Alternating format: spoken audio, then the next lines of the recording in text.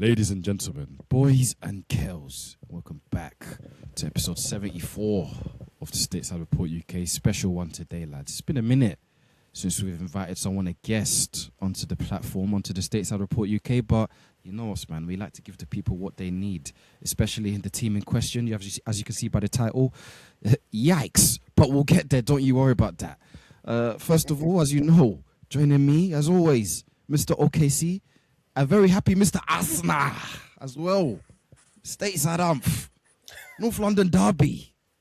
It wasn't a question though, was it?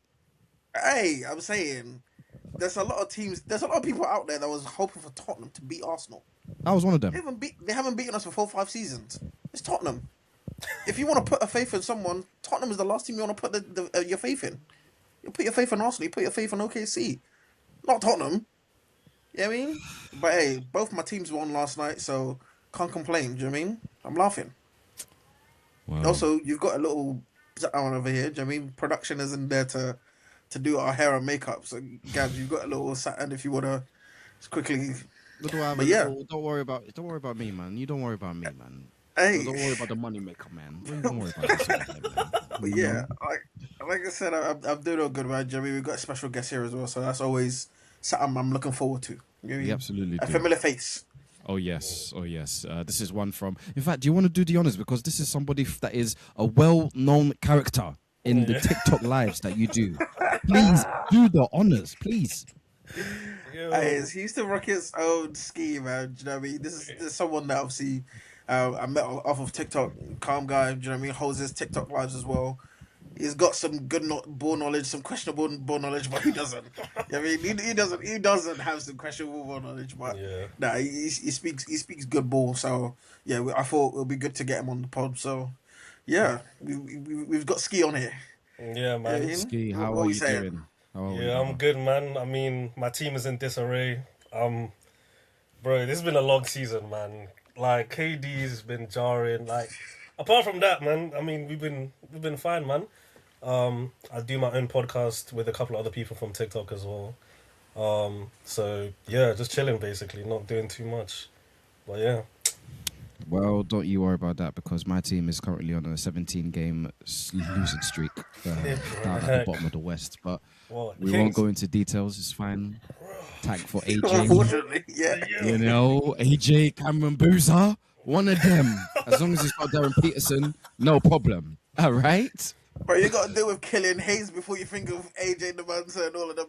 Killian Hayes. Yo. Bro, they got him on a 10-day. Yeah, man. Hey, good luck, Gab. Say, man. Honestly. Just when you think it's bleak in Sacramento, they'll show you bleaker. Hey, man. Let's go to the headlines before, I have an aneurysm, before my head really pops off, my brain, because you can see the veins is starting to pulsate already. So please, let's I'll tell you, Houston fans think you got it bad, bro. There's always someone that has it worse. Yeah. Always. See how his voice just cracked a little bit when you said that. Yo. Please. Oh, relax. All right, here we go.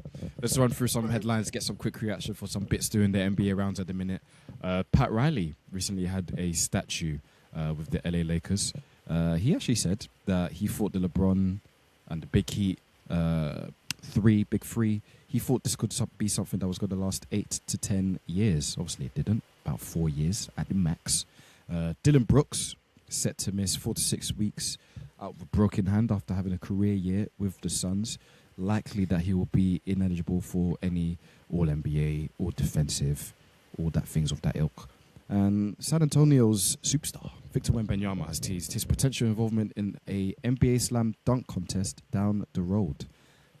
As we do, we'd like to do a quick reaction to all of these Stateside Up. I'll start with you in regards to what Pat Riley was talking about. First of all, well done. It was a very long time ago when he was with the Lakers head coach, Magic Johnson, James Worthy, all them, man, Showtime. I get it, NBA history and all that, so probably deserves his statue. But I found the LeBron James stuffs quite interesting, just because he said he thought he saw something that was, dynastic in terms of 8-10 years of dominance in the East, multiple NBA finals, which is what they were doing, by the way, in that short time frame. But, when you hear I guess, off the face of it. He thought it was going to be something longer than it was. And knowing LeBron James likes, pit stops as he's gone into, his advanced years in the NBA. I guess what's your reaction to hearing that, Pat Riley thought this was going to be something more long-term rather than the 4 years that it was?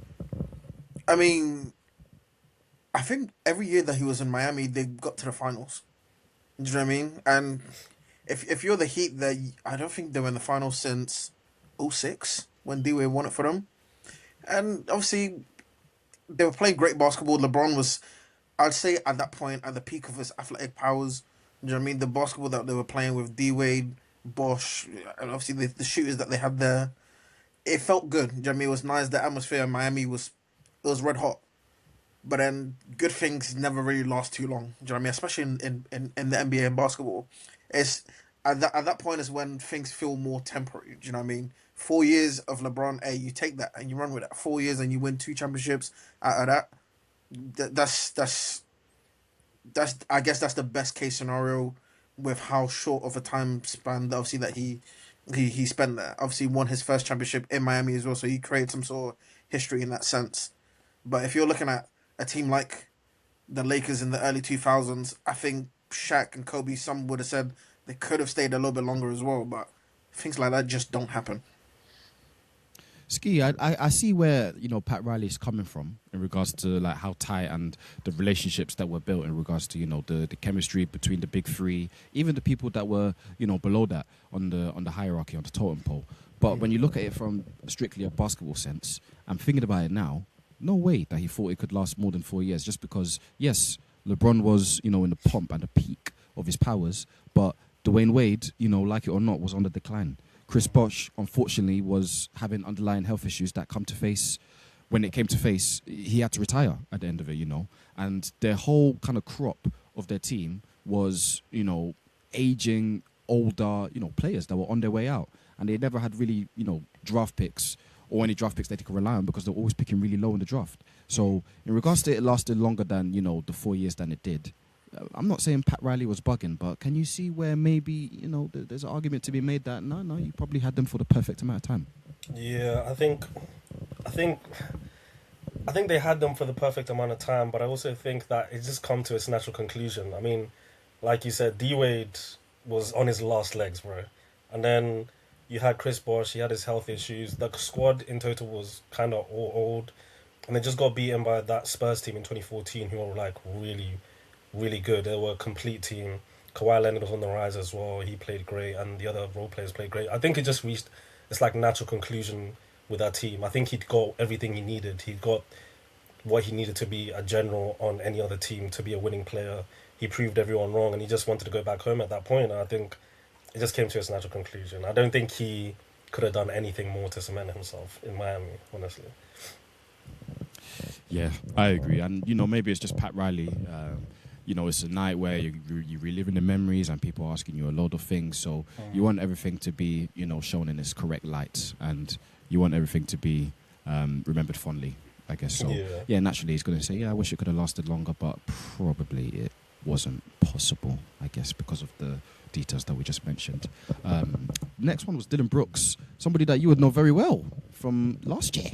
Dylan Brooks was a key piece to the Rockets team. Some not me, but people have said that you could be using a piece like Dylan Brooks now. He's going to be missing time, unfortunately, and it could lead to him not making some awards and some accolades that could help him in his resurrection, you could say, of his PR. But could you talk to me about the season that Dylan Brooks was having with the Suns, and I guess how either impressed or surprised you are in regards to what he's meant to that team? I can't lie. I'm very happy for him. I genuinely am. But at the same time, you sound so happy for him. I'm pissed, bro. We needed this guy. We needed him. He was our best shooter last year. He was one of our best defenders as well last year. And he was the energy of the team. You need those energy guys on the team who are willing to get up in people's faces, who have that. On this team, we need him in the Rockets right now. And I'm very happy for him in Phoenix. He's blossoming into like a really good role player / star. I mean, he's shooting better than he's ever shot. He's getting the most points he's gotten. Like, he's genuinely being an integral piece. But the hand being out, obviously, he's going to be out for a while. But I also think that he's done enough to cement himself as like a key role player. I mean, even coming back from Memphis, I didn't think he was that type of guy. And then he comes to the Rockets, changes my whole team, like attitude wise, like, and I think it's one thing for a player to just come in and be that veteran guy who's just spurring the other guys on, but it's another thing to have that guy who's spurring the other guys on and backing it up with his play. I mean, he was shooting like close to 40% for the Houston Rockets, and at that point in time, I genuinely thought we are not trading this guy. Come to find out, we're trading him for KD, and I thought, oi, maybe this is maybe KD will bring something that Dylan Brooks, didn't bring, and then you see KD what he's doing, and Dylan Brooks is blossoming. We have no defense really, and our shooting is horrible. We got Jabari Smith doing whatever KD said he was doing. Like, it's just all a mess right now. Honestly, like it's just all a mess. But I'm happy for Dylan Brooks. I'm happy for what he's doing. But I wish we had him back in Houston. I remember telling Humps when that KD trade went down, I'm really sad that we lost Dylan Brooks. I thought we should have kept, even this season I've said, we should have kept Dylan Brooks and Jalen Green. At least Dylan Brooks. We should have just at least kept Dylan Brooks. But what can you do, man? When you have KD, one of the best scorers of all time, I mean, you have to give everything. So, but yeah, I'm happy with Dylan Brooks, man. Well, Stateside he's averaging about 20 points. He's shooting about 35% from free. It's not going badly for Dylan Brooks. And I guess what I'm impressed is I didn't see it coming in regards to, when he left Memphis, or when he was booted out of Memphis, I should say, his damage took a hit. And I didn't know he could bounce back in the way that he has. And he's kind of formed himself into, just like what Ski said, one of those key role players. I liken him to, Draymond Green when he was on the ascendancy. Trevor Ariza, who was a stalwart for the Rockets for many years as well, and somebody that can come in, instant impact, you know what you're getting, and they install a bit of grit mentality into a team. And are you surprised, I guess you could say, that Dylan Brooks has installed this into the Suns? More so in terms of his offensive game. Do you know what I mean? As you mentioned there, when he left Memphis, or when he was booed out of Memphis, his PR was at an all-time low. Do you know what I mean? He was a player that was going at LeBron. That was someone that wasn't scared of going at LeBron, but obviously ultimately got beat by LeBron and then got booted out of Memphis. It just didn't look good for him. A lot of people, because he was a pest and he was easily hated with how he is, a lot of people questioned if his role in the NBA was even, secure. But when you actually took a step back to actually look at the play itself, how he was playing in Memphis, that's a valuable piece to any team. And obviously the Rockets saw that when they got him for the however long they had him for. Do you know what I mean? Defensively, great size, can move his feet, great with his hands. You know what I mean? Can shoot high level as well, and then goes to Phoenix, gets a more or gets a bigger responsibility offensively, and now you're seeing the fruits of that labor. Of course, there's very little pressure on him, so I guess you can play a little bit more freely. But when you're expected to do a little bit more, we'll see what type of player he becomes. But with what I'm seeing from him now, I've been pleasantly surprised, because I like players like that. I like gritty players like that can help set a culture for a team. Do you know what I mean? As a Ski, obviously, you're seeing how that's taken a big hit since he left Houston. And obviously the Phoenix Suns are benefiting from that. Obviously he's a bit unlucky with the hand injury. And I hope he does get some sort of recognition and kind of is within that 65-game rule. I don't know where he stands in all of that, but with his play this season, he should be notified in some sort of way. Do you know what I mean? Because I think he's played some really good basketball this year. Yes, I agree. Everything with both of you said. And Victor Wembanyama, really quickly on this one, lads. Ski, I'll start with you on this. He said that he wants to compete in the dunk contest one of these days, somewhere down the road. Is Victor Wembanyama full of cap? Is there a little bit of, we don't believe your stories going on? Bro, I don't believe this guy ever wants to compete in the dunk contest. He'll say this, and even then, if he's in the dunk contest, like, what's he going to do? I'd rather have it like a Mac McClung comeback. I'd rather have someone like that who can actually jump up, dunk. Like, with Victor, it's like he's too tall to even be impressed by the dunks he's doing. So I don't even think it's gonna be impressive, even if he does. But I just don't. I think he's capping. He's not gonna do a dunk contest. Like, I can't lie. Fairs. Stateside Ump, you were shaking your head there. Disagree?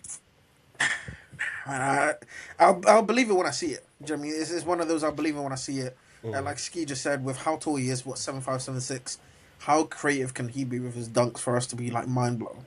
Do you know what I mean? Even if he jumps from the free throw line, bro, the Spurs, he's too valuable to the Spurs for the Spurs to even sign off on that. Do you know what I mean? I think he would want to be in the dunk contest, but San Antonio are they're gonna pin that to the glass. There's no way that's happening. I'll believe it when I see it, but it won't happen. Okay, lads. Well, those are the stories during the NBA rounds at the minute. We're going to now open the therapy office. You know, we do this with every guest, it seems like. It's like he's already barged through the door. Yeah, he almost, tested the waters with me. I was almost on the couch for a second, bro. I was like, hey, man, I don't want to talk about my team right now. I talk about other people's problems to alleviate mine. This is what happens. Yeah, We deflect. But we have to open the door, and I'm going to paint the picture a little bit for the people that haven't seen or heard much of what the Houston Rockets have had going on. Last year, they were one of the surprise teams, you could say, in regards to where they finished in the standing, the defense that they put on display, the instant impact, you could say, that Ime Udoka had on the team. And they got to the playoffs, unfortunately ran into the Golden State Warriors. Stephen Curry was rolling and they couldn't beat them. The team was a little bit inexperienced. There was obvious holes in their games. There was a bit of developing that needed to be done, and people understood that.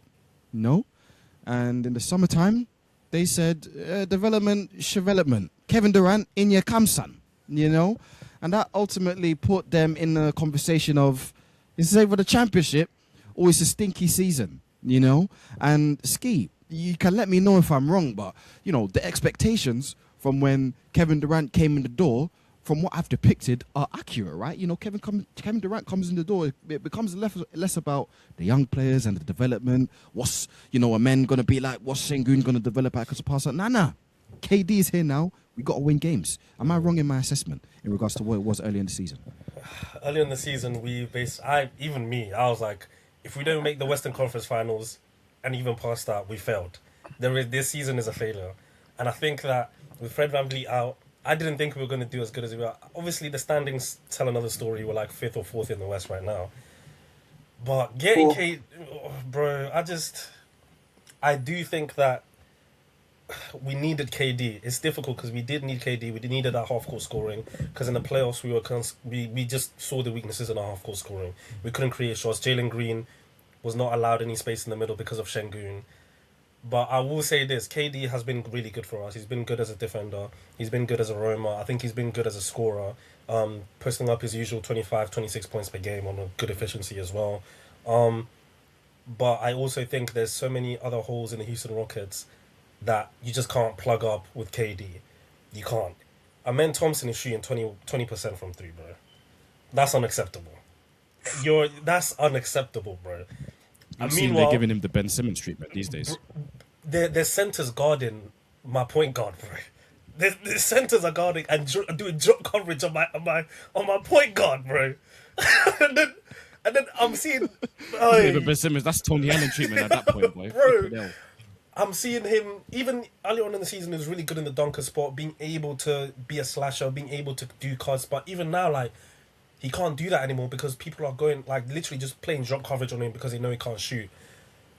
Jabari, I don't know how he's regressed from last season. If anything, he's supposed to get better because of the attention that KD and Şengün are getting. But he's just regressed as a shooter. He's regressed as a defender. And yeah, the first game back after the All-Star game, he had a really good game.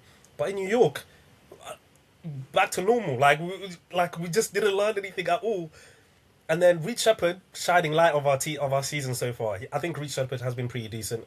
I think he's pretty undersized for a shooting guard. But I think as far as development goes, I think Reed Shepherd has been developing pretty well. The real issue I have with Şengün and Ime Udoka, them two, I personally feel like Şengün is not our future. There's obvious flaws in his game, and I don't think he's going to be the type of guy that's going to lead us into a future where we're able to win with him. He can be a third option, maybe second option, but I don't see him as a number one option. And if we have the possibility of getting another one option that is better than Şengün, then I would go for it in a heartbeat. Because Şengün, even last year, he was blocking up lanes for Jalen Green. Because Jalen Green attacks from the inside most of the time, and he doesn't attack from the outside. He's not really a confident shooter like that. He's not really a great shooter, but most of his points come from the inside, cutting, slashing, doing all of that. And Şengün was blocking up most of the lanes in that because he was doing spin. He was doing spin layups and getting contested and doubled. And I also think he doesn't process the game to a good speed. People are overrating him, calling him a baby Jokic. He cannot process the game to that level of speed that Jokic and the other playmakers in the NBA can. Defensively, he's regressed this season. Ime Udoka is not a good offensive coach. We're doing dribble handoffs with Şengün as the ball handler. What are we doing? Like we're literally our offense is so stagnant. If anyone has seen a Rockets game, if you watch the Rockets for at least like a half, you would realize our offense is stagnant. The only time we're ever really good is when we're getting transition points, and even those are few and far in between. At the end all and be all is that I just want Ime Udoka fired, bring in another good offensive coach, someone who can develop our players. KD, after these 2 years, goodbye, bro. Like we don't. I'm sorry, it's not going to work out. I can't lie. The players hasn't even started yet. You got to give your team the chance. Harms, you got to understand something. Right on the wall, I watched Steph obliterate our team again, literally again last season, a young team. And I'm thinking this is like the 5th or 6th time Steph has just done this to us in the playoffs. And like I'm seeing OKC, I'm seeing the other Texas teams, I'm seeing the Spurs developing really nicely, and I feel left out. Comparison is a FIFA joy, man. Bro, I'm seeing what you got. Bro, I'm seeing Lou Dort, one of your best defenders, hitting threes at least hit a couple of threes, and I'm out here with a man who is supposedly one of the best players or one of the best young. Bro, no, he's hey. So can I ask you then in that sense, because we speak about this development and you said like Şengün, you're not sure, and then not sure. These are guys that are coming up for extensions. You know, Amen could be making north of 200 million. Same thing with Şengün if he hasn't signed an extension, you know, already. And if, you know, you've made your moves now in regards to KD's there, Jalen Green and Dylan Brooks are not there no more. Cool. So this is probably going to be the core, unless you made radical moves that we don't see coming. I guess, how confident are you then in these guys in regards to, there's still some development that can be done. Obviously, it doesn't help that it's been accelerated, but are you willing to give these guys, you know, even this short amount of time or however long it's going to take for them to, you know, fire you up the standings and hopefully fire you into some sort of, you know, championship contention? Or are you just thinking that's just not going to happen? It's not going to happen. I'm going to be so real. It's not going to happen. I'm not here to like... Obviously, our team is a good team on paper in terms of what we have and the young talent that we have and the development that we can do. But since we've gotten KD, we've rushed that process. I think I've mentioned this a few times. Like, we've rushed the process of where these players' development has to be. And we see it in most sports. If you rush certain players' development, it's make or break for one of them. Like, something's going to break or something. It's either going to encourage them in the right way or it's going to make them regress. Right now, we're regressing. We're putting so much pressure on these players to be able to perform at a level that they're not ready yet. Amen is not ready to be a point guard yet. He doesn't have the ball handling, the playmaking skills yet. That needs years and years of development. And I was willing to wait years to develop these players and take time. We rushed it with getting KD, and KD's 37. He has like 2 years left on his contract, or 2-year extension or something like that. He's gonna retire soon, and I just think we're rushing them too much. Şengün is not that player yet. Give him time to develop. That's where I come from. That's why I feel like maybe getting KD was the wrong decision, because he wants to compete. We're not a competing team. We weren't a competing team last year, and even then, it's like. No, but Stateside Off, I'm going to get you involved in this now, and I want to get into the Kevin Durant, you know, kind of debate, because even Ski said at the beginning of his thing, he understood the need for a Kevin Durant, you know, someone of that skill set in regards to let's get someone to make the half-court offense easier. Hopefully they're a little bit more, you know, advanced in regards to a bit more experienced, a bit more battle-tested, and Kevin Durant is supposed to be, you know, that in a perfect world, you know, but. And you would know him very well because obviously you've seen the best of Kevin Durant as an OKC fan, you know, coming up in the league, MVP, all of this. Do you think that Kevin Durant is truly happy with the decision that not he's made per se, because it wasn't his, you know, decision to go to the Rockets at the end of the day. But I guess my question is, how happy do you think Kevin Durant is in his current situation? Do you think that he can, quote unquote, make it work for the remainder of the 2 years that he has with this team? I mean, I thought he was happy being in Houston until obviously his burner account messages and stuff came about. So Allegedly, please. We don't need the SUVs, please. allegedly, Please. allegedly. But hey, I can only go for what I'm seeing on the court. Do you know what I mean? The Rockets, watching them sometimes, it's a painful watch. I mean, the offense ain't as free flowing as the other top teams, but they still have firepower. Where if it's one of them 34 games, you know what I mean, 34 and 21, fourth in the West. You can't cut it any other way. Do you know what I mean? Even though you're ski, I know you're trying to compare them to the other top teams and stuff, but the Rockets do pose their own threat in their own special way, I guess. Do you know what I mean? Because as it stands, you face a team like the Lakers in the first round. I'm sure you feel confident in being this Lakers team and getting to the second round. You know, whoever you might face, the Nuggets, who are what 23rd or 20 something on defense, you might catch them in a wrong spot where you might end up somehow in the conference finals, and now your tunes changed. Do you know what I mean? You're not all the way down in like 6, 7 trying to fight for the play-in. Do you know what I mean? You're still there or thereabouts, and you still got star power in KD and your Shengun, who's still gradually improving, even though he's not improving in the rate that maybe some Rockets fans will want him to.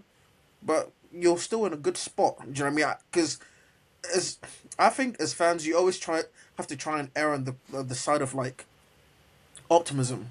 Do you know what I mean? Because until you're given the reason to be pessimistic or to complain and stuff, because with what you're seeing now with this Rockets team, like I said, I know you could play a better brand of basketball, but then I don't know if bringing in another coach can help with that, considering the personnel that you have with Amen Thompson, because a different coach can't have Amen shooting more than 20% from free, or Shengun to pass the ball to KD and get out of the way.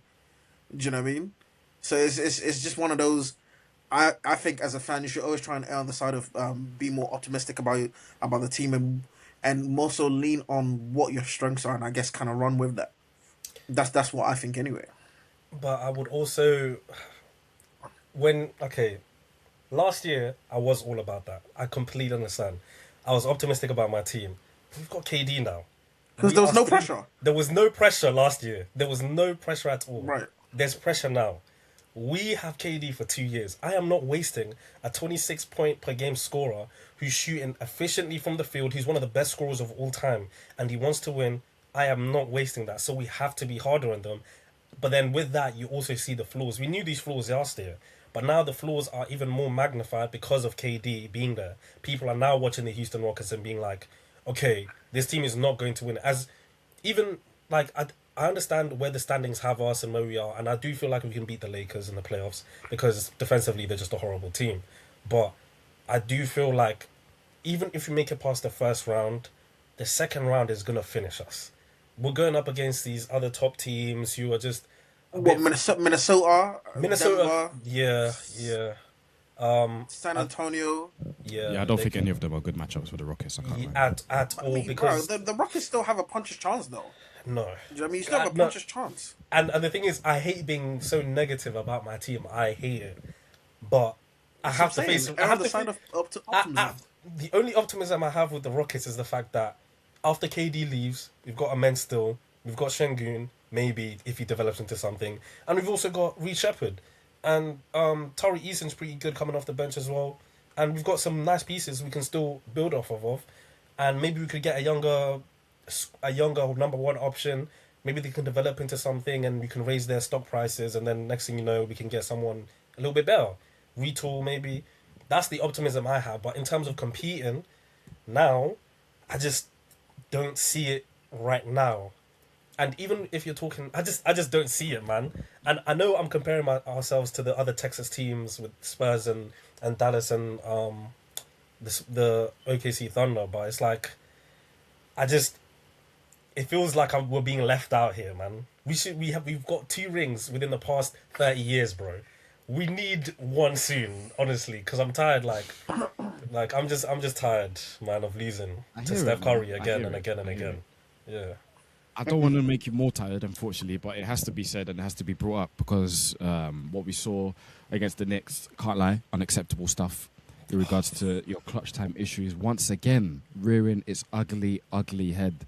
And I guess in your eyes, when it gets to clutch situations, what needs to be the go-to, schemes or systems or whatever the case is it a case of, KD needs to get the ball in those situations no matter what? Is it a case of, people like Amen can't be on the floor, Jabari shouldn't be, anywhere near the ball in clutch time? Is Şengün in the way maybe a little bit too often? What do you think is, going wrong more often than not in clutch time situations? Because as I said, the New York situation, it's not the first time that something of that, ilk has happened this year. And if we, stretch that into playoff time, then that could very well bolt into a first round exit very easily.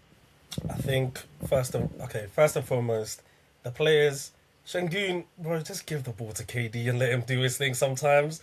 Like just even honestly, like, Get out of the way, man. I think Hams has said this before. If your best player, I want him to empty the clip. Just shoot as much as possible, and KD doesn't do that. But again, I still want KD taking a shot. I think secondly, Jabari just needs to hang in the corner. I do not know what he was doing taking that shot. Bro, when I saw him take that shot, I genuinely screamed. I genuinely screamed, and I was like, "Yo, you're not that guy, pal." I was about to go in the GC. And just go ham on Jabari, but I was like, let me give it a couple of days, because again, I looked at the play again. Why KD is open? He still had time to pass to KD and for him to hit a three. I'm trusting KD. Why is Jabari taking the shot? Why is Jabari taking the shot, bro? Thirdly, Ime Udoka needs to get some out of bounds play sorted out, because we keep doing these things of blowing leads for some reason, and it especially comes in. We just lose on these out of bounds play. We've done it way too often. He needs to come up with an out of bounds play system that we can actually run to actually get us a consistent bucket in clutch time. And even then, Ime Udoka, even on the Celtics, he was really like blowing leads. Like this, we blew an 18-point lead like yesterday, bro. An 18-point lead in the NBA with KD on our team, and we have a good defensive team as well. What are we doing? Like what are we actually? Honestly, like I think we just need to give the ball, make it simple, give the ball to KD when he needs it. He was literally one-on-one. He could have taken that guy and it would have been fine. Or maybe someone in the corner, like, I don't know. I just think give the ball to KD. Why is Jabari taking a shot? Why is Şengün holding the ball for too long? Like, just give the ball to KD. He's the guy you need. That's it. That's all I think it is. Well, don't you worry. I'm not going to keep you too long in the therapy chair, but I have one more question for you. I'm going to start to make this a theme now with anybody that we bring into the office to sit on the couch. We're going to skip to the this off season, whether you've won the championship, which, let's face it, you're probably not on the face of things. I'm going to make you the GM for one day. You can make any decision. You can make any move. You can do whatever you want for one day. What is the absolute first thing that you do to fix the Rockets? The first thing I do is get some shooting around us, first and foremost. I think if we're going to look at our bench, I think I'm willing to trade Tari Eason for a decent shooter. Someone. I'm willing to trade him for... I'm willing to trade Dorian Finney-Smith as well. I don't even know how the contracts would work. Get Dorian Finney-Smith out of my team, bro. What a disappointment, bro. And then... I think we need shooting. I mean, it's nice having Reed Shepherd there, but I think we do need some like 3-and-D guys, like actual 3-and-D guys, not just Jabari Smith Jr. I also think we've got the big men, we've got our point guard, but even with our point guard, it's going to be coming off an ACL, and it's like, I just think we need 3-and-D wings, man. 3-and-D wings who are athletic as well. That's it. I think that's it, and we're good. Yes, man. If you were the GM, you'd fix them right up. It sounds like. Stateside Up, I want to pose the same question to you in a Rocket sense. If you were the GM for the Rockets in the off season for one day, first thing that you do that's gonna fix it for your man KD. Me personally, I'll try and make them worse just to benefit OKC. This Is guy, why I bro. don't ask this guy anything. This guy, I'm showing OKC, bro. Hey. I think teams need playmaking. You need players that are comfortable playmaking and comfortable shooting. That's hard to get in a team, Jimmy. That's hard to get, because if you don't have much of that, which obviously the Rockets don't, and OKC didn't have much of that last year because I feel I can easily compare it to that OKC team from last year. Your number one guy has to do so much and has to carry so much to negate all of that problem, all of that lack of shooting, all of that lack of playmaking. So if I'm the Rockets GM, I'm looking for playmakers, I'm looking for shooters, I'm looking for floor spacers. If KD and Şengün are gonna be your 1 and 2, do you know what I mean? Because how can I get Şengün one-on-one coverage where you're gonna second guess double teaming him? Because if I double team him and I bring in the second guy, I'm leaving a wide open like quality shooter. You know what I mean? If KD wants to drive into the lane, I can't sink into the paint because we've got shooters, we've got playmakers that can put the ball on the floor, that can shoot the ball. They will punish me if I sink into the paint trying to close in on a KD drive or a KD mid-range shot, because that's the sweet spot for both Şengün and KD. You're 1 and 2, so you try and find playmakers, you try and find shooters. Easier said than done, but there are them type of players in the league. You just have to scout properly. You know what I mean? You have to, I guess, trade properly as well. And get, like Ski was saying, I don't know the ins and outs of how the trade packages and stuff would work, but that's the main objective. If I'm the Rockets GM, try and find shooters, playmakers, and ball handlers. As you've seen with OKC, having won the championship, we've still gone and done that with your McCains and I guess Topic coming back, and all these type of players. You still want to improve even if you win, but if you don't win, like we're predicting that the Rockets won't, you still have to go and try and find them type of players. Yeah, that's fair. That's fair. I'll keep mine very brief. Unfortunately, Jabari, first thing I'm doing, you're gone, brother. You're not staying in the team no more. You're gone. Yeah, he's been disappointing, man. Yeah, bro, disappointing is not even the word, man. Oh my days, man. And he was picked quite high as well. There was a lot of expectation coming into the league for Jabari in regards to 3 and D, bigger, power forward. There was a lot of KD type player.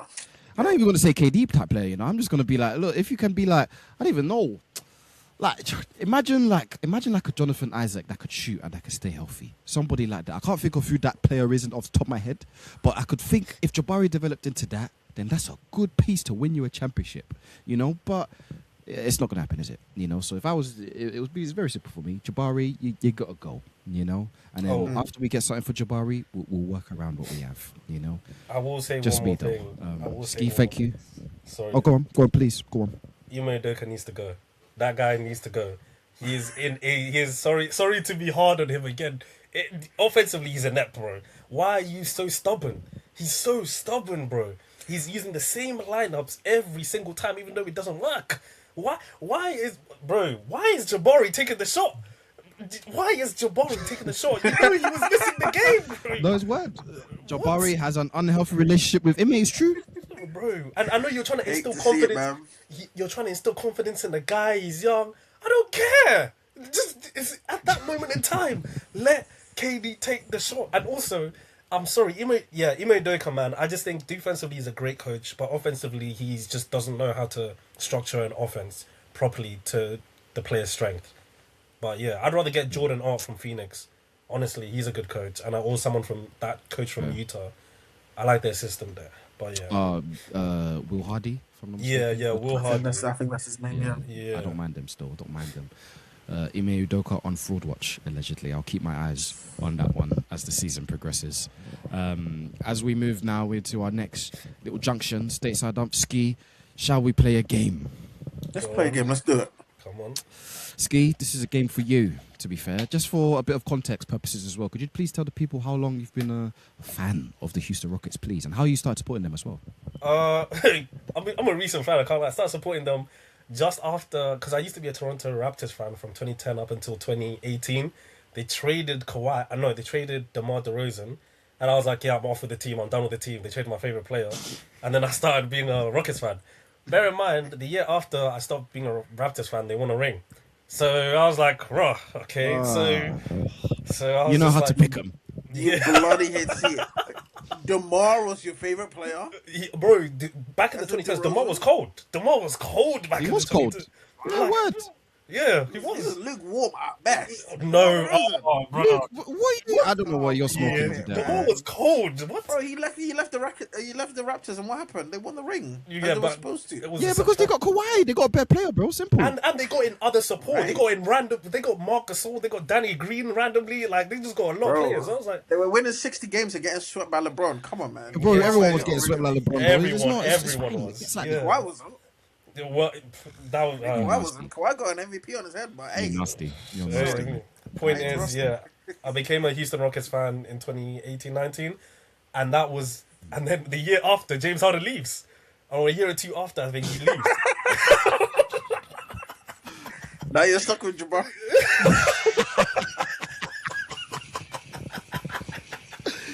You know how to pick him. Yo. Jabari ain't going anywhere soon. Yeah, He man. don't know. I was When I- wishful when I- thinking trading Jabari. I don't know who's Bro. gonna want him. I'm sorry. When I saw that James Harden trade, I was finished, bro. I was like, hey, what am I doing? Next thing you know, I was in the rebuilding phase. We got a man. I was like, this is amazing. We got Şengün, and I was like, all right, cool. And now we're here, man. So I'm riding or dying with this team. If after these 2 years we're not anywhere, I'm going over to Utah, man. I'm going over to Utah. Honestly, I can't lie. So he's gonna restart all over again. man. Might as well stay put somewhere, man. Hey man, at least you're buying low, man. At least you buy low, man. I can Honestly. respect a man that buys low, so then you can see the dividends. You know, unlike stateside down. Oh, my favorite player is Kevin Durant, so I'm gonna support the Thunder. Hey, I'm saying, bro, I don't know what the hell OKC was or Oklahoma was when I picked them. Do you know what I mean? I just got lucky with it. I got lucky with got it. so A lucky. couple highlights on ESPN. I'm like, this is my team. You picking Sacramento Kings out of all the teams? The Kings. What? I'll be so real, Gav. Of all the teams, the Kings. Me and Boogie Cousins had something going on, man. Oh We yeah, still do. Boogie, Still yeah. do, man. There are a couple Yeah. Kings fans that I've met on this TikTok stuff as well. So you're not the only one. I know I'm not Like the only hanging. one, man. You Yeah, know? they're going through it, I man. know. They're Even though going there's not through many of it. us. There's not many of us, and you know we're all painful. We're in pain right now. I've but, never seen a it's happy alright. Kings fan as well. That's the Ever, thing. ever. I've never seen a happy Kings fan. You also, well, so what team do you support? You just know straight away. Yeah, man. Listen, see it. yeah, we're playing a game now. Yeah, we're not here to talk about my Kings. Don't worry about my Kings. Yeah, Hey, we're gonna yeah. sort it. I told you, AJ, and we're good. All right, don't worry about it. All right. The game in question is very simple. Winner stays on. Ski, who's your favorite Rockets player? I'm gonna list you a list of names. Yeah. And you gotta just tell me who's your favorite, man. It's very simple. There's no right or wrong answer. Maybe you know the answer, but it's about the journey it takes to get there. Can you do that for me? Can you do that for the people? Yeah, I got you. Let's do this, man. Let's do this. And we'll start, I think appropriately, first two names on the list. Kevin Durant or Dylan Brooks. Dylan Brooks. Surprises me, actually. Fair enough. Okay. Dylan Brooks, Trevor Ariza. Dylan Brooks. Dylan Brooks, PJ Tucker. PJ Tucker. PJ Tucker, Russell Westbrook. PJ Tucker.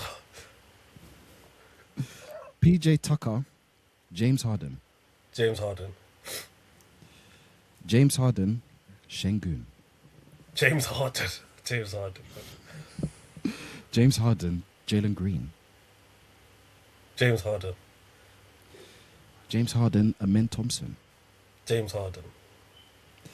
James Harden, Hakeem Olajuwon. Hakeem. Hakeem is your favorite Rockets player of all time. Yeah, Is that man. fair? Did I miss anybody that you wanted to maybe be there?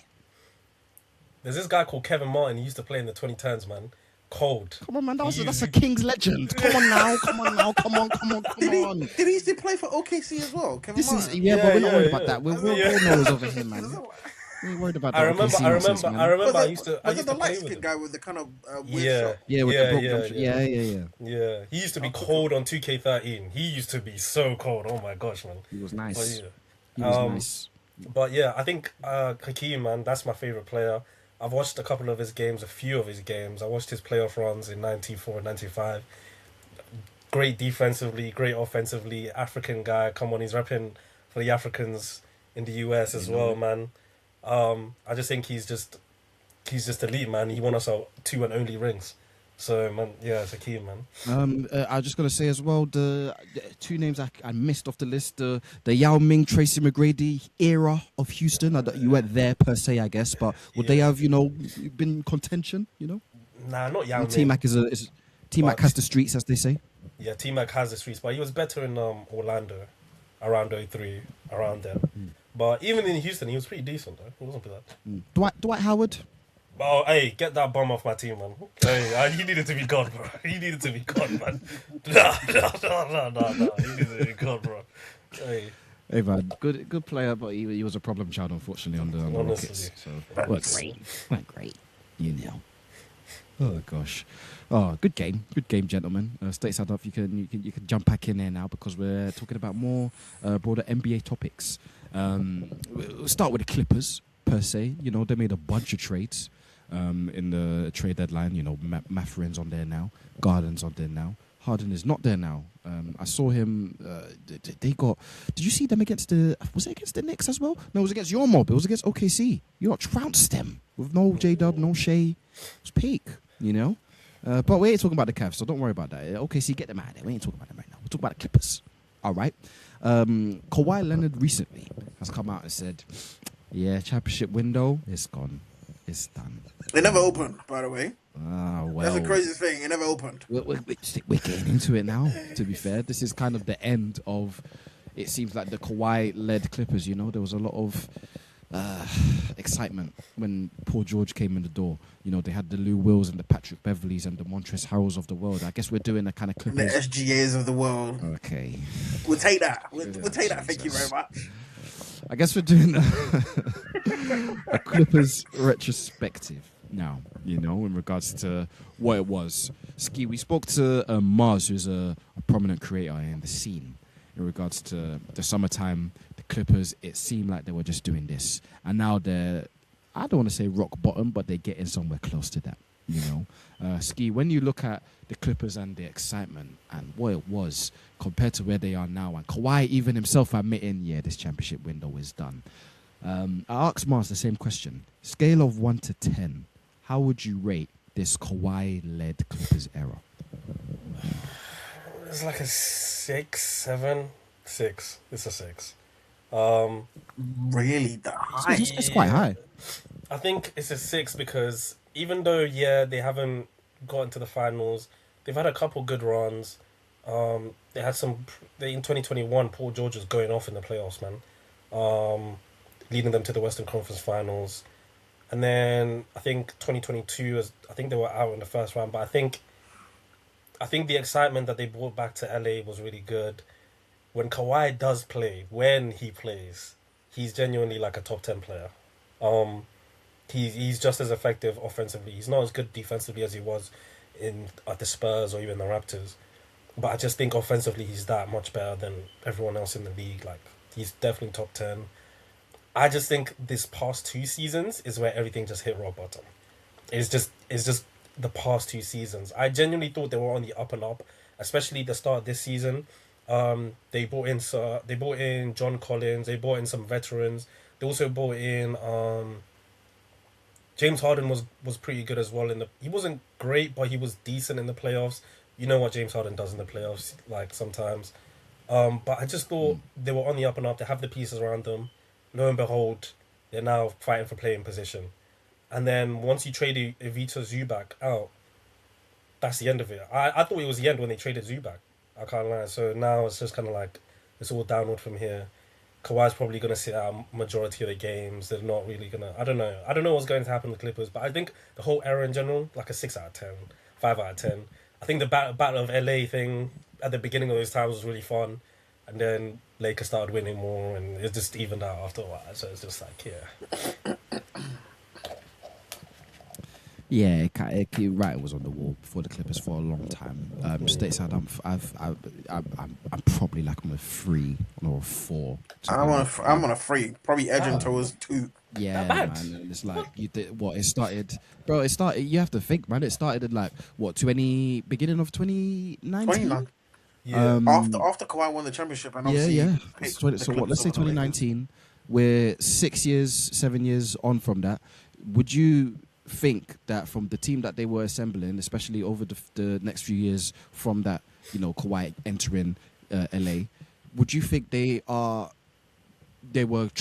trajectory was to be where they are now and have the team that they have and get Paul George out of there and doing all of this? No. You would have thought that maybe a finals berth, maybe a championship, or some more memorable moments were, in the offing. But the reason I'm on a 3 is just because they haven't really done much, man. I have to be real. They've been a real letdown and a real disappointment. I was one of those people that subscribed into thinking that this is going to be one of the teams that's topping the Western Conference for years to come, for the better part of a decade. But unfortunately, at least in my estimations, to my standards, they didn't come close to that. So, States, I don't know if you agree with me. They're about 3-4 on the scale for me, man. 100% is really to do with the expectation to the reality of what they actually show. Do you know what I mean? The blown 3-1 leads in the conference finals, the Kawhi versus LeBron, and LeBron actually end up winning the ring in the bubble and actually playing in more bigger games and was more available for longer as well. The Clippers giving up so much to get Paul George to pair with Kawhi, because Kawhi was like, I'm not coming to the Clippers if you don't get me Paul George. And me as an OKC fan, seeing Paul George drop 5 points, 2 points, dropping playoff clangers for OKC, and seeing him slowly deteriorate and knowing that he's an injury-prone player. When he left, even though there was a bit of a shock, like, I can't believe it actually hasn't worked out in OKC. You can have him. And if you're giving us all these picks and a promising young player in SGA, we'll take that. But with the Clippers, it's more so to do with the expectation, like you mentioned there, and what they actually showed us, the sad injuries to Paul George, to Kawhi. So you never really saw the full extent of what they could have done. Obviously, they had Lou Williams, Patrick Beverley as well. They had a lot of promising players that potentially could have done something. They were loud, but they just weren't. They didn't show it. There was nothing to show for it. I mean, there wasn't a single season where you actually thought, oh, the Clippers could actually do something. Because when it actually came down to it, Kawhi will give you a good game one, and then we'll be lost for the rest of the season. Or the rest of the series, and then they'll just slowly just peter out. They bring in Russell Westbrook as well. Nothing. James Harden comes in, was supposed to be a second option, but then Kawhi's barely ever there, so then he's having to keep the team afloat. Yep. Exactly, he's having to turn back the clock, keep the team afloat, but that's not what he subscribed to. That's not what he signed up for. It's just the whole thing with the Clippers. Unfortunately, it's been a mess. Do you know what I mean? But it's just the history of the Clippers, I guess, if you wanna put it like that. It's the history of the Clippers, as Exactly. What said. That's unfortunate. It's been a damn shame. Yeah, damn shame indeed. I don't expect them to be doing much in regards to the season. I thought, if they kept James Harden, I thought they were going to be competing for a playing spot, but I don't think so, as things currently stand. I mean, the fact that all of this is like slowly transparent after just moving to the new stadium as well. It's not great. Do you know what I mean? But then again, if I'm a Clippers fan, like I said, as a fan, you always have to try and lean over to the side of like optimism. When you're looking at players like Garland, when you're looking at players like Maverin, I don't mind them type of players. I like Maverin a lot. I think he has a lot of promise. Garland as well, as you can see, he can lead an offense. Well, you say that, and Ski, I'll bring you in on this as well. Do you trust in that regard then? Okay, cool. They made a couple, smooth moves in regards to, Garland projects, well, everything going well with his, ankle situation or whatever he's going through. Turf toe, I think it is. Yeah, it's turf toe, excuse me. Yeah, you're right. Matherin looks like a good scorer and somebody who projects well as well. But do you trust, the Clippers organization to build a team that can successfully compete? Because if we're going off the last, 6 years in this Kawhi-led era, you really can't say it's been great because it hasn't led to success on the court. I think with the Clippers, especially with the controversies and the whole aspiration thing that has been going on, I think it's going to take a few years up until they're even ready to be even in those playoff talks again. Kawhi is going to leave, and then you're left with Darius Garland and a couple of other role players, basically. Who else is on the Clippers? I remember you got John Matherin. They got Max Matherin. Christie's brother. Yeah, that is not a good. That is not a good. It's not really a great foundation. But I think if they're probably going to be a tanking team for the next however many years until they get a nice piece, and then they're going to build around him. I think that's just the way to go in the NBA now. I think you just have to build slowly, carefully. Rushing everything doesn't really do any good, especially we've just seen it with the Kawhi and the Paul George thing. Two injury-prone players doesn't really do anything to you. The worst thing they could do is try to get another all-star player who's old again or injury-prone. Like, they're gonna, if they try and get like a, I don't know, like a Kevin Durant. if they, oh, bro, if they get a Kevin Durant, it's wraps. It's wraps for all of them, man. But I just think they just. Sorry, I'm not trying to get you back in the therapy office. Hey. I'm sorry. I apologize. I'd rather take Benedict Mathurin, man, honestly. But at this point, but honestly, I just think they just need to start again, man. It's wraps. The Clippers have never been good. What Charles Barkley say? I've been broke, I've been poor, I've been skinny, I've been fat. But the Clippers have never ever been good in my entire life. They have never been good. They have never been good. Chuck is so out of pocket for that, man. Hey, man. I'm not a Charles Barkley guy, but a broken clock is right twice a day. He's right on that one. Facts. Right. Facts. Oh man, hey man, let's see what happens in regards to the Clippers moving forward. It'll be interesting to see if they can put things together in that shiny new stadium. At least we know that Steve Ballmer can afford not having fans in the stadium, because I can't lie, they ain't filling it anytime soon. Yeah, no. Let's move over to the east very briefly, lads. New York land, you know, they're going all right these days. I should have the standings in front of me. I don't, but they're up there. I want to say the second. I think New York are top 3. I want to say. I want to say they're the top 3, but they're the third. Third seed, 37 and 21. There we go. Shaquille O'Neal has been speaking as of recently. He had a live interview with Kat. I want to say it was even after the most recent game. And he spoke to Kat, and he was like, listen, big man, you know, your jersey, you're someone I mess with very heavily. You need to be doing more. You need to be dominant. You need to put more numbers up, and you need to show that Jalen Brunson's not the only star on this team. And Kat's response was, you know, I'm not worried about all that ego stuff and things of that nature. I'm just trying to, you know, win games. Jalen Brunson's a star, and he's doing his thing. As long as we're winning games, I don't care. And Shaq said, nope, that's not good enough. You need to dominate. It was a little bit of an awkward exchange, in my opinion. It was mad awkward. Yeah, I didn't actually see it. Yeah, it was. I should have even played it on here, to be fair, so we can hear it. But take my word for it and search it up on X. Shaq is always being grainy with these big men and all that stuff. Well, you say that though. You say that, and Stateside Up, does he have a point? Because, you know, you remember me and you last year when they made the trade for Julius Randle, Karl Anthony Towns, essentially straight swap. And we were like, well, let's see who's going to, you know, eventually win this trade, because both teams are trying to have some sort of championship aspirations. And I leaned more on the side of, you know, the Timberwolves probably got the better end of the deal, just because I like the fit a little bit better. And Kat in the playoffs and his defensive deficiencies and what Shaq has said, you know, his lack of dominance, you know, it can be a hindrance to New York in times. And that's just in my opinion. So Shaq shares the same opinion. Do you agree with, I guess, what me and him are saying, in that Kat needs to show a little bit more oomph? I mean, what can Kat really do? Do you know what I mean? Obviously, first of all, to go back to the whole Randall and Kat thing, both of them end up in the conference finals in their respective conference. Do you know what I mean? Obviously, they both didn't play the best basketball that they could have played, but their weaknesses, the deeper you go in the playoffs, your weaknesses are brought to the forefront. And both Kat and Randall, obviously, that happened. And keeping it to Kat, slow-footed big, do you know what I mean? Gets in foul trouble, silly fouls, doesn't have the chance to, at that point, doesn't have the chance to stay on the court to dominate, whatever that means, whether it is with his scoring, with his playing more down low in the post. But you don't want to just turn it to such a black and white, or, you know, olden days big, you know, you bang down low in the post and try and get easy scores, hunt mismatches and stuff. It's not always that, because the NBA game nowadays is different.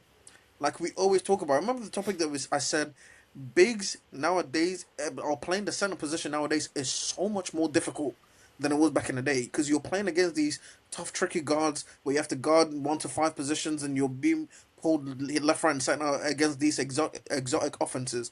We know Kat isn't a great defender. He's not. So if his shot isn't falling and offensively you don't really have it going, there's not really much he can lean on defense, because he just don't have it. You know what I mean? A leopard don't change the stripes. So when Shaq keeps saying you need to dominate more and all of that stuff, what do you actually mean? What does that look like for a person like Kat? Well, I'll bring Ski on this because I've got his numbers, in front of me, and he's not exactly having a career year. In fact, by his, standards and regards to what the numbers say, it's not that great. About 20 points, 12, about 12 rebounds, which is actually pretty good. He's shooting about 36% from free, and Cat's supposed to be, one of the best big man shooters of all time. His career average is 39%. So by his standards, he's having a subpar shooting year. He's shooting 47%. If you're not shooting 50% at least as a big man in my eyes, that's no good. That's not doing it. That's not cutting the mustard.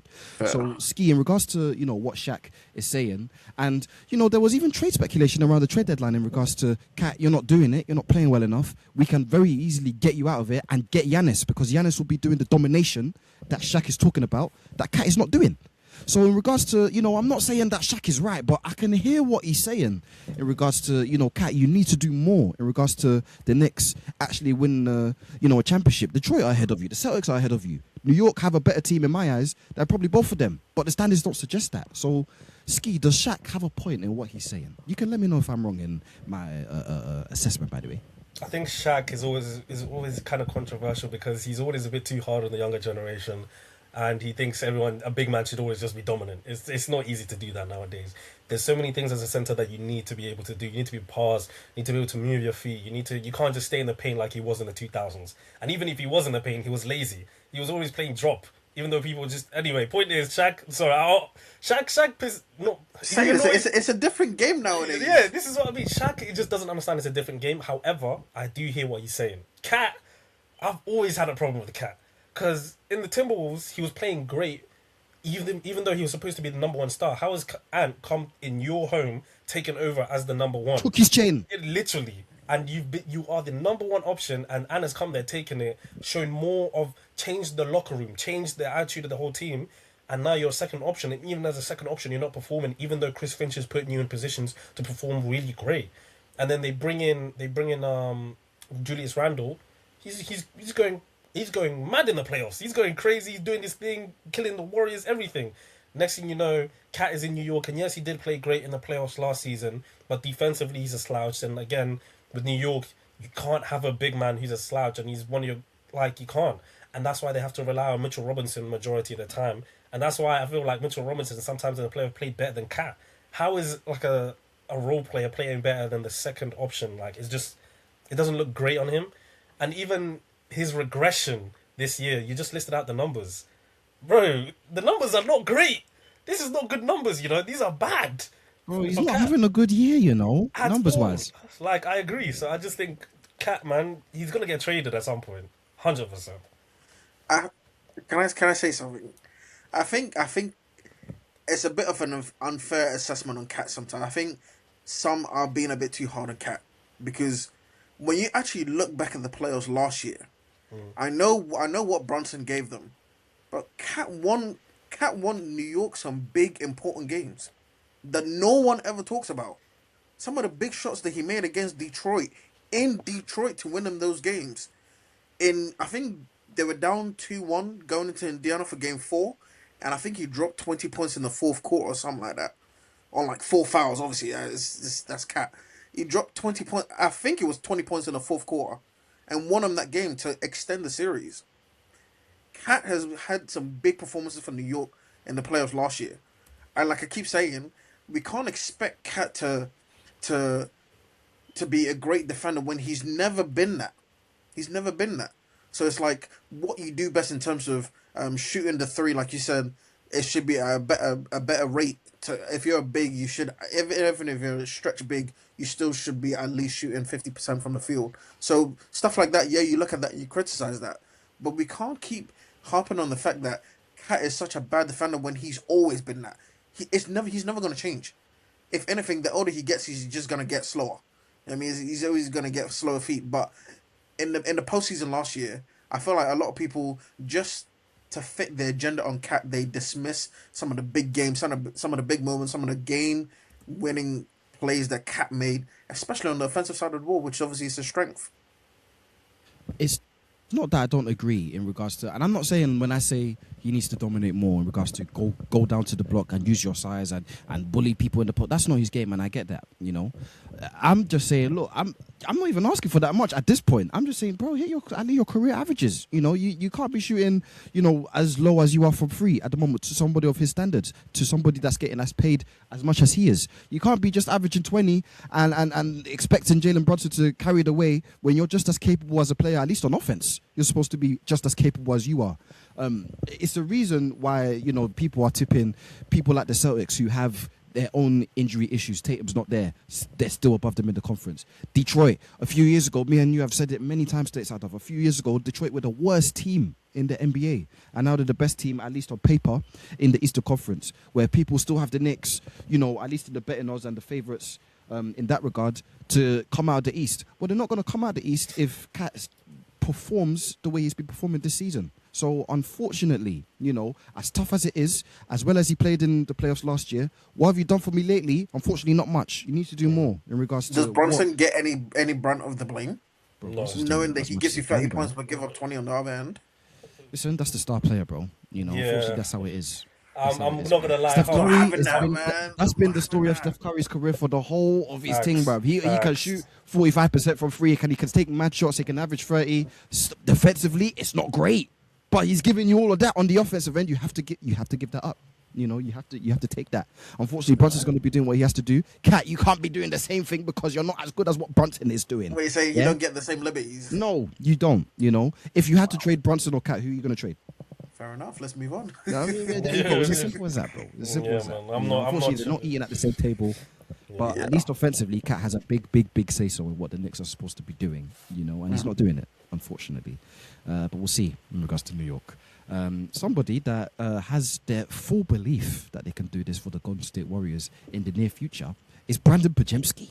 And I wanted to bring it to the forefront, lads, because... I wanted to bring it to... That's a nasty setup, man. B-pods. Hey, man, I have a way of words. What can I say? You know?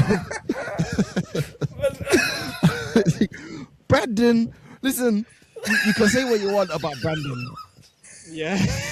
Yo, man. Hey, go on. Sorry, my bad. You can say what My you bad. want about Big Brandon Pajemski. Big Brandon. Yeah. He feels himself. A confident boy. You know? He said many times in the past, look, I understand we're in an aging Golden State era team. Steph Curry's not long for this world. Draymond's not long for this world. Clay's already out of there. You know? I want to be one of those guys that take us into the promised land. And if you saw what he did against the Nuggets, hey, it had Golden State fans up in arms. They were happy, you know? And there's been many moments where Pajemski himself has made the fan base, his coach, his teammates extremely unhappy. But what I want to present to the panel today, gentlemen, and Ski, I'll start with you since you're obviously such a big Pajemski fan. Do you have the belief that Brandon Pajemski has the potential to be the successor, or one of them at least, to Steph Curry when he eventually calls it a day? Not on this universe, bruv. No flipping way, man. This guy, his IQ is really good, but he just doesn't have this. He has the IQ, but he just doesn't have the ability to execute what he's thinking. I've seen the plays where he's actually doing like the right thing, but he's just not executing it the way it's supposed to be executed. If you get what I mean. Like I know what he's trying to do, but he can't do it because he's not that player. Can't yet. pull it off. He can't pull it off, bro. This guy's averaging 12 points per game this season. At the beginning of the season, everyone was just like, yeah, this guy is not it. The Warriors need something to believe in after Steph. It's not Brandon, though. It's not Brandon. The Warriors era is over. I'm happy. Hey, I'm a Rockets fan. I'm so happy this Warriors era is over. Oh, same. Honestly. I'm gassed because Brandon... Bounced my sorry. team at the playoffs a couple of years ago. Don't worry about that. Hey, and by the way, people they were holding on to Jonathan Kuminga for so long. And they were saying Brandon and Jonathan Kuminga were going to be the next duo for our team. What? Delusion. These men are deluded, bro. What? Brandon Pajemski and Jonathan Kuminga are going to be your next stars. It doesn't sound right to me. And again, like, I think Brandon is an NBA player, but he's just not to the level that we're expecting him to be. He's not going to be like a superstar of Steph Curry's level. He's not the next guy. I do not believe in it. All-star, maybe? No? Never. Sorry, but yeah, man. Stateside. No, it's fine. It's fine, mate. It's fine. I'm just putting the questions out there. I don't make the rules. Stateside up. What are you saying? Brandon Pajemski, all-star. Not in my NBA, man. Absolutely not. No chance. It'll be a snowy day in hell before Brandon Pajemski is an NBA All-Star. What? Bro, like, because it's like, when you look back at the Warriors and the guards that they've had, well, the guard that they had in Jordan Poole, he was the one that was supposed to, I guess, take the mantle of, I guess, the lead guard once Steph and Clay eventually, leave until Draymond's fist accidentally caught his chin and everything just kind of went downhill from there. It's very disappointing in that sense. If I'm a Warriors fan, I'm thinking, what could have been with that situation? That never happened. But then obviously with Pajemski, bro, he's just a nice little role player. That's all he is. And this is me being as nice as possible. Do you know what I mean? Jordan Poole was the one. He was the one that maybe if you had posed that question to me, if he was on that team, maybe I might have bit a little bit of like, yeah, maybe he has that potential. But no one on this Golden State team has the potential of carrying this Warriors legacy or dynasty or whatever you want to call it to keep it going. No one has that talent. No one has that. Yeah. No, it's tongue in cheek when I say Brandon Pajemski All-Star. I'll be honest. So. This dynasty lives and dies, unfortunately, when Draymond, Stephen Curry, and the like walk out the door. I mean, it's dead anyway. Well, listen, it's dead. I'm not going to be so hopeful for Golden State Warriors fans. I'm not going to sell any dreams. Shout out to Debo, our Golden State correspondent on the Stateside Report UK. It's over. As of the recent stretch of games and what it's looking like ain't happening for the Golden State Warriors. But Pajemski, as much as you lot hate to say it, he feels himself very highly. He's a very confident man, as Steve Kerr likes to say. So I guess let's see in regards to what he likes to projects to be. I don't think he's going to be an all-star, but who knows? Who knows, lads? Just before we round up episode 74, Stateside Report UK, shall we play one more game? Let's play one more game. Let's do it. Let's do it, man. For this one, Stateside, don't get the wheel out. Get the wheel. Yeah, I got the wheel. Let's do it. Unfortunately, you had a stinker last week when we debuted our spin the wheel game. We just tried to draft, NBA All Stars. Just my luck, man. And your team absolutely stank the bed. Unfortunately. I don't know who the hell was on my team.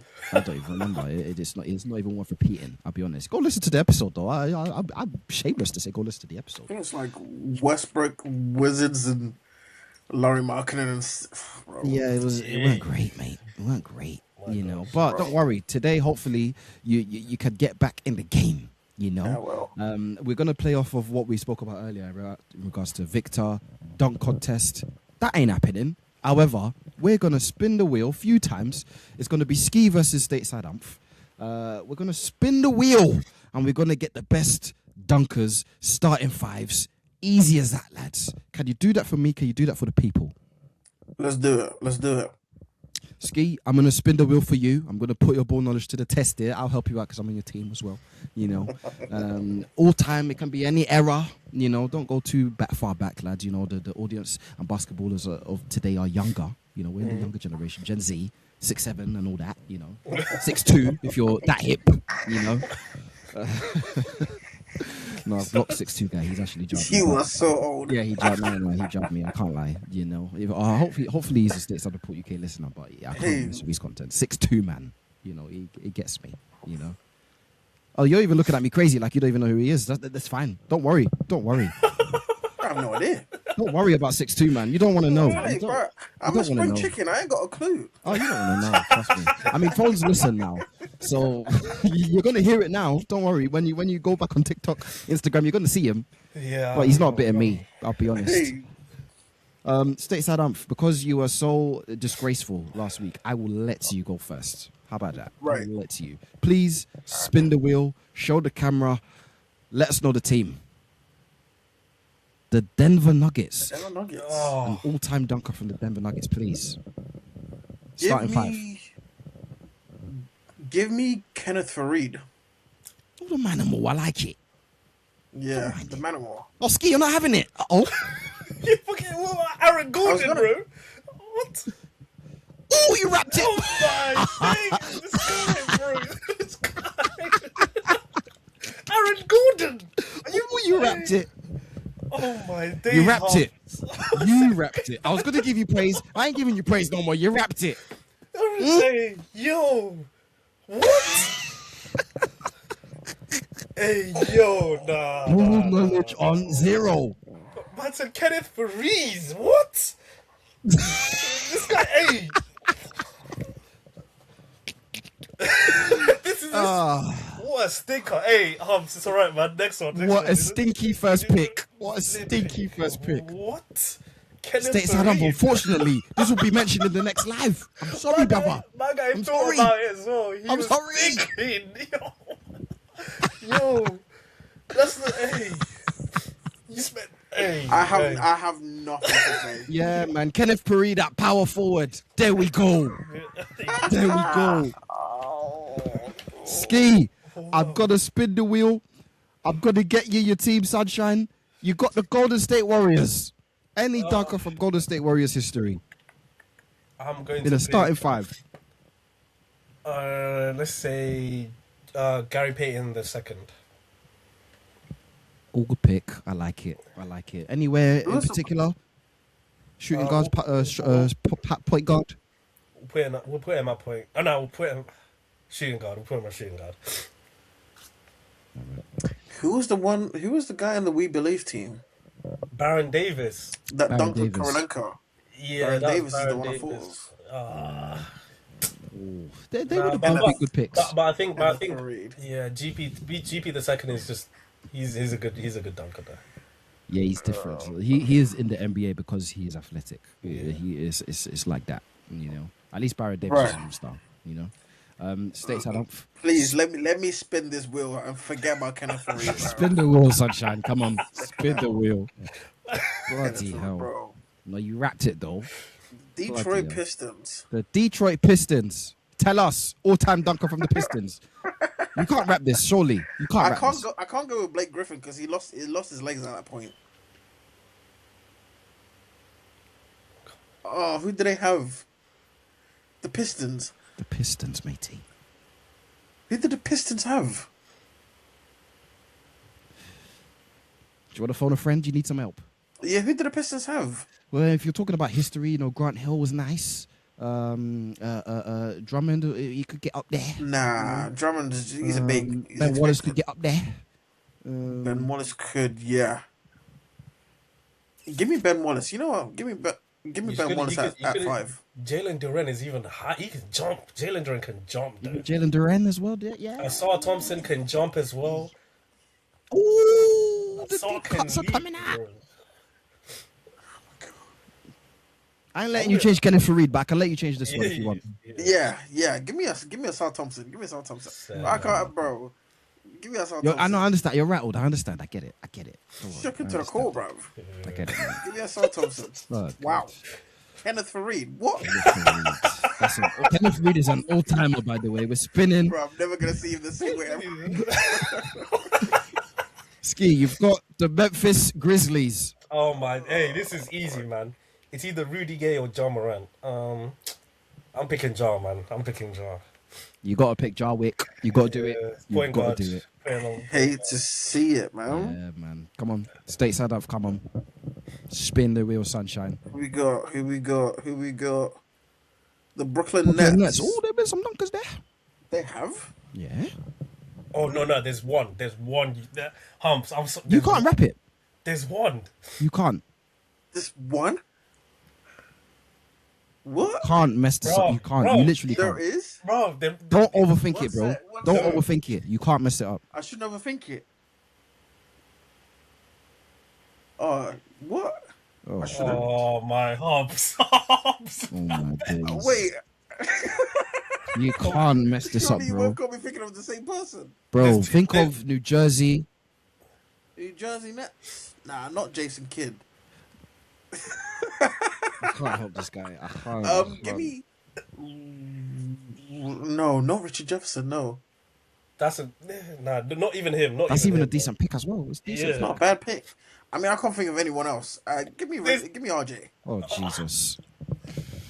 Vince Carter. What about So Vince Carter's not in your memory. Bro, there's even that guy. What's his name? No, don't worry. No, What's don't his worry. name? Jason, Gerald- Richard Jefferson at the 2 for you. Don't worry about that, big man. Man said Richard Jefferson. There's another guy, So Gerald. what's my team? Kenneth Faried. Kevin Faried, Asar Thompson, and Richard Jefferson. What is going on? They're athletic, but there's no aura there. Yeah. There really no aura isn't. there. There's no fear factor. Hey, my last two are gonna be. Do you know what I mean? Give my last two. I hope Bear so, with. bro. Ski, to remind the people, we've got what? John Morant, and someone else. I don't remember now. John Moran and GP2. Yeah, And Gary Payton the second. Yeah. There we go. We're shooting now for number 3.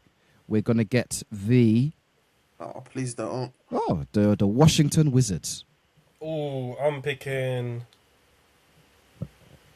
Oh my Well, you days. kind of used up your guards though. You have. That's what I'm saying. You've used up the guards. Thinking of some Wizards. Let me think. That's what I'm saying. as well. He's been up there. Hey, Marvin Bagley can jump high, man. You probably pull something if you try and jump. That was too my high, number bro. 2. That was my number 2 pick back in the day, man. Hate to see it. There was a guy who could jump on the Wizards, man. I know them. I'm even thinking who they got nowadays. Who they've had in the last few years. I'm trying to even think, man. Westbrook was there for a bit. Because this is my teammate now. I gotta help him, man. It's my teammate. But then you've used up your guard, so you can't even Used up think your of guards. So Yeah, you're gonna have to get maybe a big man in there. I'm going with flipping. He's a big man there, man. Alex Sarr, I wouldn't say he's a dunker per se, but he could get up there. Does Bilal doesn't Bilal Koulibaly? You can play the 3. Yeah, I'll put Bilal at the 3. I'll put Bilal at the 3. Now we're coming closer Coming to back my to us level. now, yeah. Now Oh. we're putting up Koulibaly's and them lot. Yeah. Whoever that is. Whoever that is. Yeah, I'll put him up there. It's okay, man. up there. There's always one stinker. Don't worry, there's always one stinker in there. This guy's got 3 stinkers in there, bruv. Who we got? San Antonio Spurs. San Antonio Spurs. This is so easy, bro. Ooh! This is so easy, You've man. got to tap in. You've got to tap in. It is? You've got to tap in. Bro, this is so easy. Oh, what? You've got to tap in. Give me Wemby. Yeah, man, tap in. Well Okay. done. Well What? done. No. Who's this? Who's you thinking? Carter Bryan. He was just in the dunk contest. That we what? No, I'm having Wemby. I'm having but Wemby. then- What? He ain't got, Hey, I'm having I Wemby. used To be fair, he ain't got no more wing spots. I used up my 5. Yeah, he ain't got no more wings. Oh yeah. I used my 5 True, because true. I got Ben Wallace. Oh yeah, you Oh, don't wait, even hold have on a five. minute. Ben hold Wallace on. and Fareed. So my 4 and my 5 is gone. Wait, you had you had Ben Wallace, Assault Thompson, Richard Yeah, 3, Jefferson. 4, and 5 is gone. You need a point guard, bro. I need No? one or 2. Yeah, you can't get Wemby then. No chance. Oh. You're gonna have to take Carter, mate. You can put Carter Carter. Bryant? You can put Snap him I Carter. out. mean, Darren Fox can get up there now. Yeah, Ooh, good shout. that is a good shout. That is a Darren good Fox shout. can get up there. Yeah, it's a That good was the shout. thing. But you said it. My team lacks aura.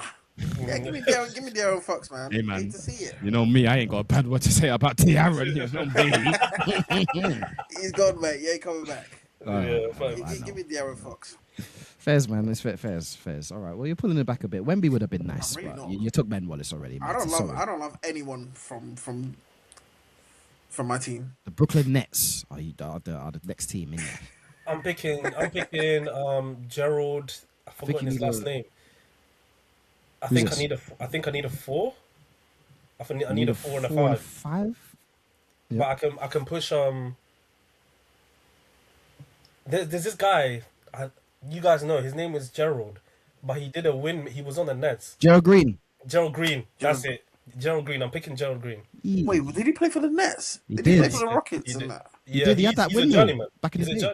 Yeah, he had Was it for the Nets? Yeah. he had a windmill and he blew the That birthday. alley windmill. Yeah, the Ali. Yeah. I remember that. Mhm. That was for the Nets. Yeah, he blew the in the birthday days. candle out as We well in the say, dunk contest. we say small ball 4. Oh my god, he did, didn't he? I'm gonna put him. Oh, at the, that's so lucky. I'm gonna put him at the 3, and then I'll put Bilal Koulibaly at the 4. Okay. Bit of small ball. Bit small ball. Reshuffling. Stay You know what? Last one. Give me a LeBron, please. Give me a LeBron play team, please. I need. The Spurs again. Nah, I got. I got to respin. I got to wheel it. Bloody hell. I got to wheel it. Wait, what I position can't you got? You got the 2 guard, did it? I need a 1. Oh, you need a 1. The Timberwolves. Ew. I can't think of many good dunking point guards for the Timberwolves. I can't lie. Good dunking point guard from the Timbs. Oh my god. Oh, it's not looking good, you know. I'll be honest. I'm The finished. names that's going through my head stink all my days. Oh no, Stephon Marbury, you can have him. Yeah, sure, why not? You can have him. Yeah. It's not a dunker, but you can have him. Bro, these lot are rim grazers, man. Yeah, man, it's not looking good for you. I can't This is lie. appalling. What Yo, the hell? Come on, Ski. Let's round it up. I've got Let's my get the 5 last team left. Oh gosh. in order. You need a big man. Maybe you need the big man. The Oklahoma City Thunder. My days, man. Big man from the Thunder. Thinking he can jump. He's a big man from OKC. I've got one in my head. I've got one. I got one straight away. Yeah, What? Chet. I've got one. He jumped from the halfway line. Not halfway line. Free throw line. 3-4 line.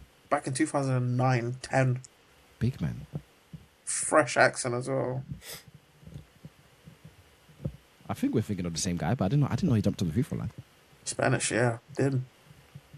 Yeah, I'm picking Chet. Oh, whoa! Hold on. Can I move below? I mean, you've already won this. You've already won this anyway. Can I move everyone You know what I up a mean? bit and You then can pick take? the Collison and still. Oh no! Can I push from GP2 up, and then put Russell Westbrook at the 2? Because Then who's your big man? big man is below Koulibaly. He's 6'9", 6'10". Fucking hell. He's 6'9". You Nah, don't- straight. No. He can't guard. You can't do that. You He can't can't do guard the that. 5. All right, cool. You've already won. Look at the. No, stats. I'd take Serge. I'd take Serge if I That's was you. Serge Ibaka is what I'm thinking. Oh yeah, Serge. Yeah, Fez. I was gonna pick Chet The anyway. Serge kind of played the 4-5. You could have taken Jet. You could dunk it a little bit. You can take Chet as well. To be fair, I'll he take- is a I'll- pretty good dunker. I'll take Serge. Stephen Adams can get up there. No. I've seen him. That guy cannot leave. Nah, he wasn't. No, you've seen him on the Rockets where he can get rebounds, but he ain't slamming it on nobody. Yeah, I true. lost this before I even started. Bro, Kenneth We've Faried. lost 2 I weeks lost on the bounce. You're By the way. never gonna that's hear the why end the of this. spins wasn't even in my favor. Bloody hell. Oh mate. We'll get him next. We'll get him next week. Though. We're 0 of 2 so far. We'll get him next week. That's a Kenneth I Faried. just gotta get in the hang of the spin. Kenneth, oh my god. Just to repeat, by the way, Stateside Ops team is, if I'm not mistaken, Stephon Marbury. Who is your two? I can't even remember your 2 guard, bro. I got Stephen Marbury. I got. Yeah, man. It just speaks volumes, man. Yeah, man. Yeah, man. I don't even remember. Oh no, I remember, bro. Don't worry, big man. I remember your team. You got Stephen Marbury. You got Richard Jefferson. You got Saw Thompson. You got Kenneth Faried. And you got Ben Wallace. Oh, Wallace. Jesus. It's my not the team. worst, but it's. No, you missed some big hitters, man. You missed Facts. 2 big hitters, bro. Ski, what was your team? My Round it team was John Morant, GP the second, Gerald, what's his name? Gerald Wallace- Green. Gerald Green, sorry. Gerald Green, Bilal Koulibaly, and Serge Ibaka, I think. Yeah, Or Chet. Either way. I'm taking Ski's team. I'm sorry, matey. I'm taking Ski's team. I'm sorry. Yeah. Soon as I heard John Morant, his dear. rap song. Yeah, man. No, but bro, when you got Gerald Green, I said, yeah, you probably won. I'll be real. Aaron Gordon would have saved this team. Bro, Aaron Gordon and Vince Carter would have put you clear. 100%. Don't remind me, bruv. Don't remind me. That's crazy. Like I said, we'll get him next time, man. You said that last week. You did. You're just like Wemby. I don't believe your stories, matey. I don't believe your stories. Do you know what I mean?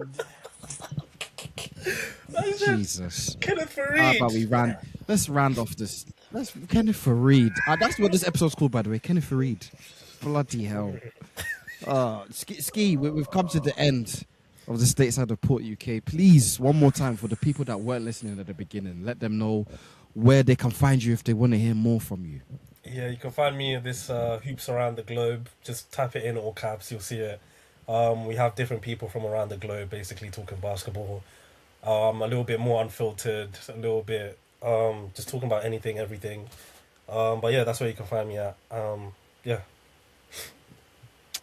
Pleasure having you, bro. Thank you. You thank are now officially, unofficially, the Houston Rockets correspondent for the Stateside Report UK. I hope you hold this title with anything that you've really wanted in life. You have this now. It oversees that. Do you know how big it is to be a correspondent on this platform? It's massive, mate. So thank you for coming on here and joining us, gracing us with your presence this evening. We appreciate it very much, bro. Of course, Thank of you. course. Thank you. Appreciate it, man. Thank you for listening to another episode of the Stateside Report UK. Please like, share, comment, rate, subscribe, all that jazzy stuff. Me and Stateside Dance back again next week. Like I said, we'll get him next week, man. Oh, we're spinning the wheel again next week. Don't We'll worry get about him that, next matey. week. Shout out Kenneth Faried, man. Do you know what I mean? Episode 75. Kevin Faried, where are you? We need you.